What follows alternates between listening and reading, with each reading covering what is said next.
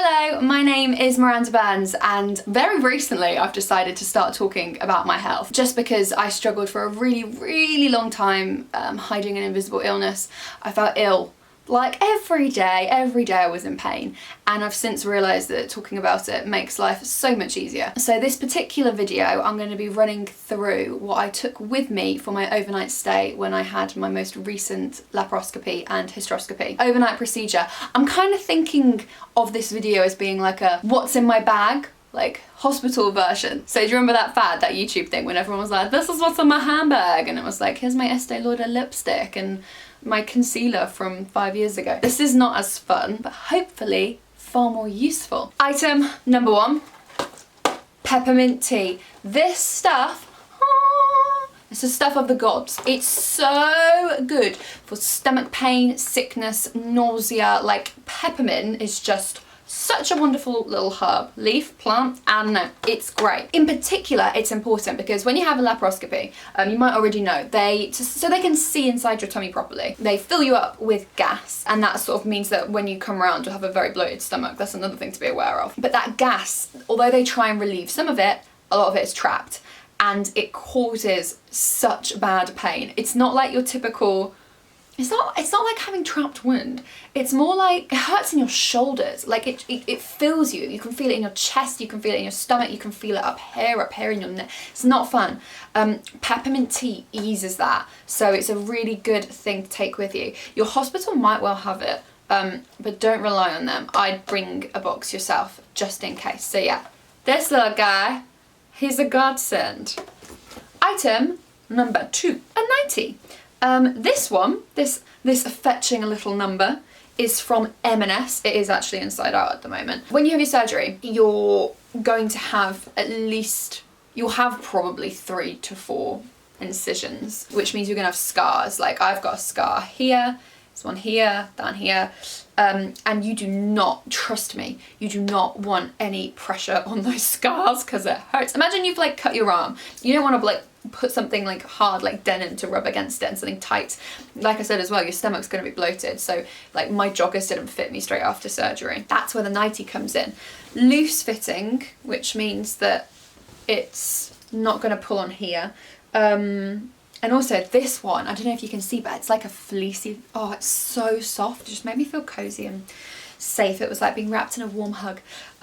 So yeah, really good nightie, loose fitting. You can wear like a loose fitting t-shirt. You can wear joggers, but I just found personally, like this for example, having a tight waistband, just the worst thing in the world when you've just had surgery on your abdomen. So I would always say bring a nightie. Also as well, yeah, you're gonna need a kind of change of clothes because you'll come in, I would imagine, you know, jeans and a t-shirt, whatever, and then they'll put you in your like surgery gown. You can't leave in the surgery gown. I mean, I'm not going to lie to you, it's probably going to have quite a lot of blood on it. So you need something to wear when you go home. Nightie. Following on from that, underwear, spare pair of knickers. You'll most likely be in overnight. Do you know what? Don't just bring one. Bring multiple. It's good to always have yourself covered. They'll give you like these hideous granny netted pants, like pad things, which aren't the most comfortable. And I was gonna say as well, aren't the most sexy, but you're not going to be wanting to look sexy after a laparoscopy at all. Just your own underwear. It's good, it's useful. You know these things. A charging block. This is so useful. Now, first time that I had surgery, I just brought in a charger. You're going to be lying in bed, unable to move, very bored. Your room or your ward might not have like a television on the wall, so you might not have anything to watch, and you're not really going to be able to concentrate enough to read a book. So your phone is your friend. Now, the plug that I had in my first laparoscopy room, it was kind of like on the other side.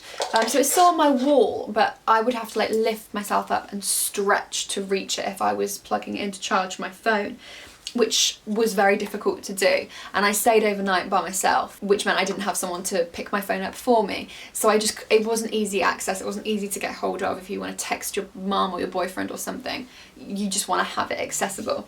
So a nice filled up, you know, full tank of a charging block, very handy. You can just leave it on your bed and it's there and ready to use. Just make sure you charge it beforehand, else it's rendered useless. Next item. We're on a little bit of a technology roll, so headphones. Wards can be quite noisy. I had a guy, I don't know why there was a man on my ward. It might have just been a woman with a very deep voice, but there was someone on my ward who was like hacking up their guts, like coughing so much. Bless them, they didn't sound like they were having a nice time, so I hope they're okay now. But it was so loud and you can't sleep. So headphones, beautifully tangled up there, are so good. Bring a pair of headphones, preferably noise cancelling ones if you've got those. And it also means that you can watch your TV shows and not disturb people as well, because it's not just about you. You want to make sure that everyone is having as nice a time as possible wherever you're staying after your surgery. So yeah, useful, remember those. Now this next one is a Miranda handy tip. When you come round from surgery, you might not have had it before, but your mouth and your lips are so dry. I've posted a video on my Instagram, it's only like 5 seconds long, but my boyfriend filmed when I'd literally just come round from surgery and I was being like all wheeled in on this bed, and I'm trying to talk to him and it's so difficult to speak because it's like your tongue is the Sahara Desert. It's awful. My mouth is so dry from I don't actually know whether it's caused by the morphine or the anaesthetic. I feel like it's potentially the anaesthetic, but it's so difficult to speak and it's uncomfortable. So lip balm, a good lip balm that's going to really moisturise this area will help you out and make you feel a lot better. Following on from that, water bottle. This one is a Joseph one. I didn't actually have this one when I had my laparoscopy. This was a Christmas present and my surgery was on the 13th of December. But it's a good one to show you because it's got a straw. And when you have surgery, again, imagine all those little incisions, those little cuts. It's difficult to bend, it's difficult to like move yourself backwards and forwards. So reaching for a bottle, doing this movement, all of that is going to hurt your tummy. So having a bottle with a straw is going to alleviate that problem. Now in the hospital they did provide me with like a cup and a straw, but we're trying to save the planet and you know, single-use plastic is not good. So bringing your own one and saying, no, don't worry lovely nurse, I don't need your plastic straw, I have my own water bottle, just fill this up. That's going to do the world of good.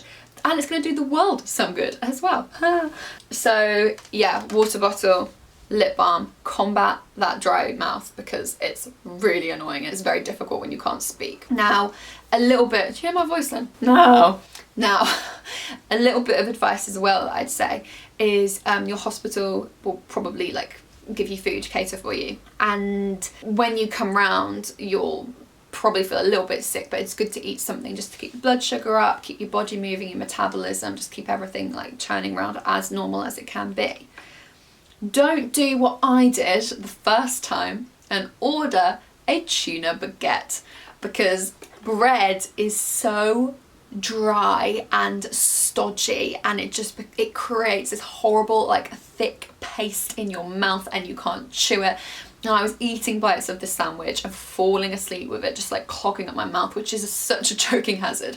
So steer clear of bread. I would recommend soups, just make sure they've cooled down, yogurts, smoothies, fruit was so good. I think I had watermelon after my surgery and it was like really nice and sweet and it felt fresh, so it didn't make me feel too poorly, and it was also moisturising. I don't know if watermelon's moisturising, but you catch my drift. Just don't choose dry foods. I did manage some biscuits, but every time I took a bite of the biscuit I had to have a sip of water at the same time, which is a little bit gross in TMI. But I'm trying to just show you that is how dry your mouth might well be. So bear that in mind when you order what food you're going to have post-surgery. Slippers! These cute little booties are from Tesco. I'm sure you can find a similar pair. They were like £8, but you need to wear slippers when you go down to surgery. You'll tend to walk yourself over there and then they'll bring your bed along afterwards once you're done to put you in to roll you back. But yeah, you'll need slippers because you need to be able to walk. Oh my God, did you hear that? Was such a louder noise than I expected. You'll need to be able to walk to theatre. And I'll put them in usually in like a little bag, so you'll arrive in a room outside of the theatre. It's like a little reception room for surgery, and you'll take your slippers off and they'll put them in a bag, and they might give you like a hairnet. I had to have a very sexy hairnet, and yeah, You'll want these. Well, you don't want them, you'll need them. You'll also need a dressing gown. Ugh, for the exact same reason as the slippers. You're gonna have to walk down to theatre. You're gonna be wearing one of those gowns with a little slip in the back, which is gonna go whoo-hoo, and you do not want to be flashing anyone in your final moments before your laparoscopy, because you'll be stressed enough as it is. So get yourself a dressing gown, long one, short one, doesn't matter, just make sure you're covering your bum. And don't forget it. You'll also want it, most likely, when you leave hospital, because things like coats just feel so... When you've had surgery, you're feeling fragile anyway, and you're feeling quite vulnerable, and you just want as much comfort and sort of like bedding and loveliness wrapped around you as is possible. So whacking on like a big duffel coat just doesn't quite feel right. If you can wrap yourself in a dressing gown for when you go home, that's a better idea. And yeah, theatre, that's the most important reason. I went home in a dressing gown. You don't have to. You have to wear a dressing gown to theatre. Also, it might be different for your hospital, but worth reminding you that for my hospital, I had to bring in consent forms. I'd been given them previously at my pre-op and at my appointment with my surgeon before the 13th. And I needed to bring them all signed and ready for him when I arrived on the actual day of the surgery. So don't forget your consent forms. Like I said, you might not need them, but it's worth double checking. Just like drop your surgeon or the hospital or the unit or whoever, give them a call, drop them in an email and say, is there anything that I need to bring? Like, I wouldn't be surprised if some weird hospital somewhere said, you need your passport. Just check all bases. They should tell you, but on the off chance they told you and you forgot, or someone forgot to tell you, double check. You do not want to turn up for your surgery and be sent away because you forgot your Boots Advantage card.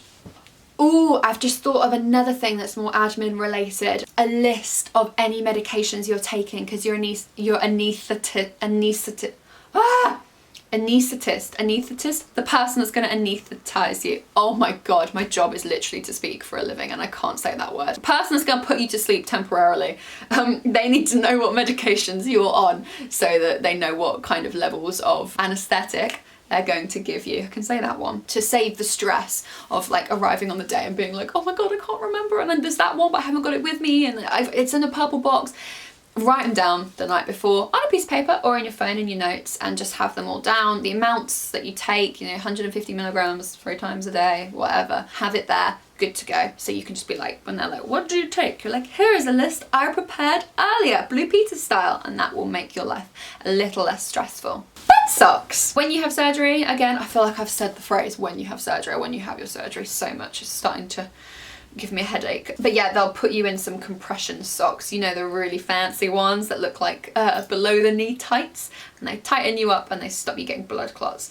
They're great and all, but they do not keep your feet warm. And the last thing you want is to wake up in the middle of the night after your surgery, not be able to bend over to kind of like rearrange the duvet and have cold tootsies. So, bed socks. Just whack them on over the top of your compression socks. Your compression socks will still work and they will keep you warm. These are the legitimate ones that I took with me for my surgery. They did me so well, just like some nice little woolly ones. I don't know where they're from. I've had them for forever. So there we go. Oh, this one is kind of obvious, but pads, sanitary pads. I've always found it so strange that they're called sanitary pads, because sanitary sounds like sanity, and I can't help but feel like they're calling us mad for having periods. I know they're completely different words, but I've always just associated the two. Oh, I'm on my sanity pad again. It's keeping me sane. In my first surgery, you'll get like some bleeding afterwards. Obviously, someone's gone inside you and cut you up a little bit. So they gave me like these really big hospital, almost like industrial pads, big, white, thick, horrible ones. If you're anything like me, you've probably got really sensitive skin. I tend to find that these things just come hand in hand. Ovarian cysts, sensitive skin, like stomach cramps, heavy periods, really heavy periods, all this stuff. So that original pad that they gave me a few years back, it was so sore, and it gave my skin a flare up, which I did not need because I was already trying to get over surgery and incisions on my stomach. So I brought my own ones this time, which was such a good shout. These are Cotton's 100% natural cotton cover sheet, sensitive skin friendly, ultra thin 14 regular, hyperallergenic, allergenic, yeah, and breathable. You can use whatever ones you want. These ones just kind of work for me. They don't irritate my skin too much. And yeah, they were my go-to after surgery. So yeah, I use those. Toothbrush.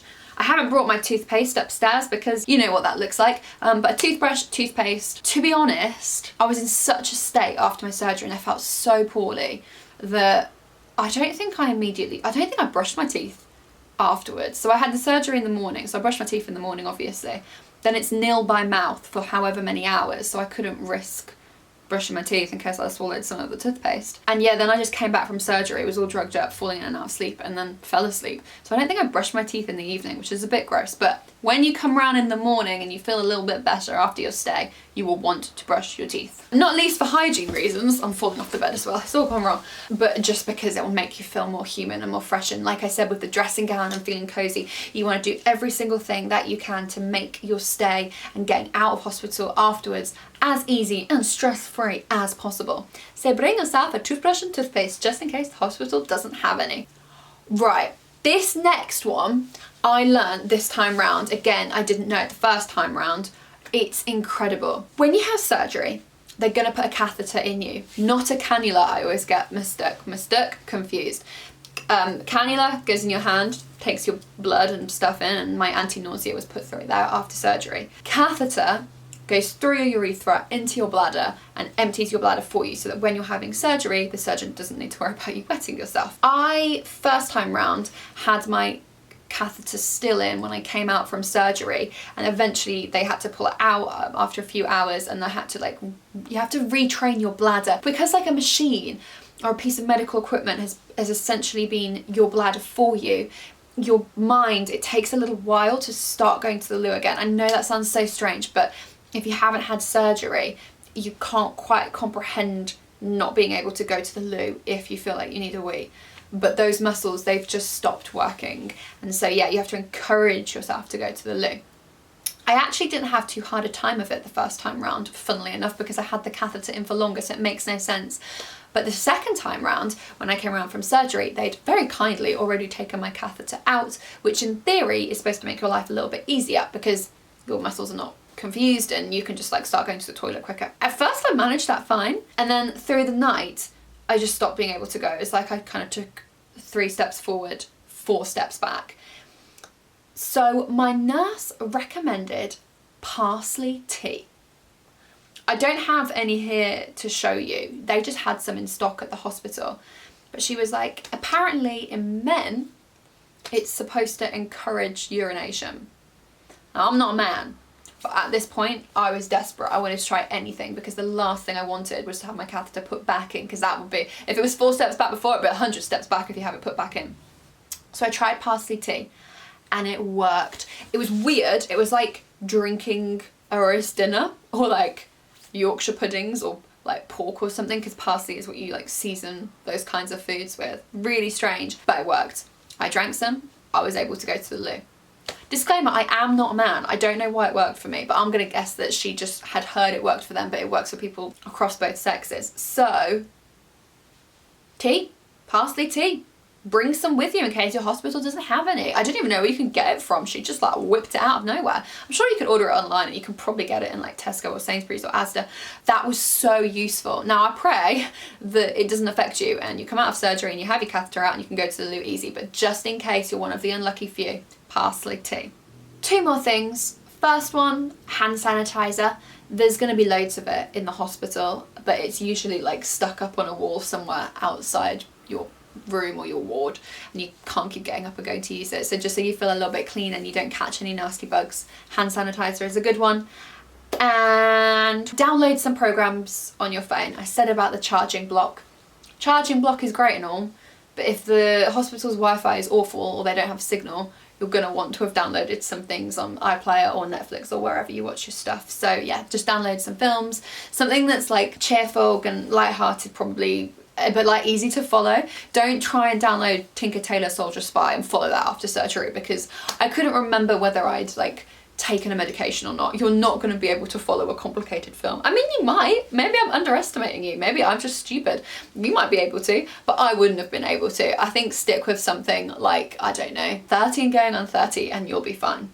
honestly now, I think that's it. I'm sure I'll think of something and have to make a further video at another stage. What time is it? Didn't even take that long. Finally, I guess I'll just tell you where my bag is from, because it's super cute. Do you like it? Is it in focus? I don't know, probably not. It's got a long strap like this, handles as well. I carried it into hospital. I don't carry it out of hospital, obviously. Don't lift heavy things after your surgery. But yeah, it's from Topshop and it's really nice. I love it. It fits a lot of things in. Oh, I remembered one other thing. A pillow. Oh my goodness, this is important. There'll be pillows in a hospital. They're usually like kind of thin. I don't know how a pillow could be medical, but if a pillow could be medical and you can visualize that, that's kind of what it's like. Do you know, like just like thin ones? So they're not that great. So I brought it for that reason. I was like, oh, I don't want to be uncomfortable at night. I'll bring my own pillow. Also, really important, because when you go home in a car, you've got a seatbelt on. And the last thing you want is someone to have to do an emergency stop and your seatbelt to go into your stomach. Like, oh, imagine that would not be fun. Also, it just rubs on your tummy. So what I did is I put the pillow over my stomach and then put the seatbelt over the top. So I was like nice and secure, but this created like a little bit of padding and was also a little bit of comfort. That is my final piece of advice. Bring your own pillow and breathe. I think that is everything. Good luck. I hope it goes well. You can find me on my Instagram. It's Miranda_Daisy. Give it a little follow. I chat about these kinds of things. We can share and we can do the virtual gentle hug. So until next time, mwah!